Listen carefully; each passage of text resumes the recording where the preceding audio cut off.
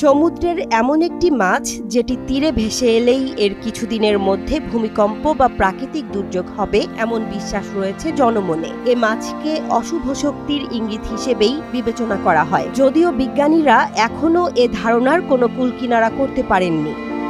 সমুদ্র মানেই রহস্যের ভাণ্ডার। এর গভীরে এমন সব প্রাণী রয়েছে যেগুলো আমাদের কৌতূহল বাড়ায় এবং রহস্যের জাল আরো ঘন করে। আর এই রহস্যের অন্যতম নায়ক অরফিশ।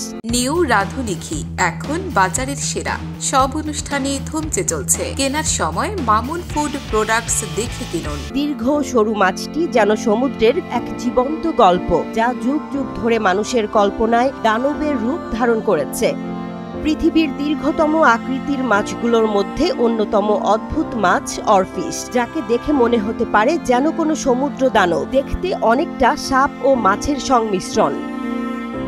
এরা লম্বায় সর্বোচ্চ ৩৬ ফুট হয়। অগভীর সমুদ্রে এদের বিচরণ। সাপের মতো সাঁতার কাটে, অথচ মাছের মতো পাখনাও রয়েছে। তার চকচকে রূপালী দেহে পাখনাগুলো লাল রঙের। এই পাখা তাকে শিকারি থেকে বাঁচতে সাহায্য করে।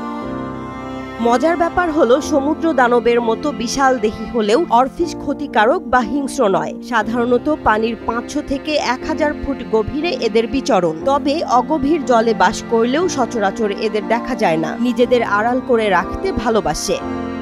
রিগেলসিডাই বর্গভুক্ত অরফিশ বিশ্বের সবচেয়ে লম্বা অস্থিযুক্ত মাছ। এদের বৈজ্ঞানিক নাম রিগেলকাস গ্লেইন। অরফিশ উলম্বভাবে চলাফেরা করে। সাঁতার কাটার সময় এদের পৃষ্ঠদেশের পাখনা নিশ্চল অবস্থায় থাকে এবং জলতরঙ্গের সঙ্গে একেবারে মিশে যায়।